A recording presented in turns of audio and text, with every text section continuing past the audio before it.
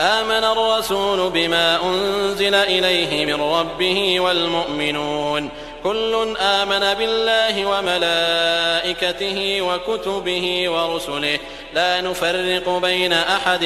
من رسله وقالوا سمعنا وأطعنا غفرانك ربنا وإليك المصير لا يكلف الله نفسا إلا وسعها لها ما كسبت وعليها ما اكتسبت ربنا لا تؤاخذنا إن نسينا أو أخطأنا ربنا ولا تحمل علينا إصرا كما حملته على الذين من قبلنا ربنا ولا تحملنا ما لا طاقة لنا به واعف عنا واغفر لنا وارحمنا أنت مولانا فانصرنا على القوم الكافرين.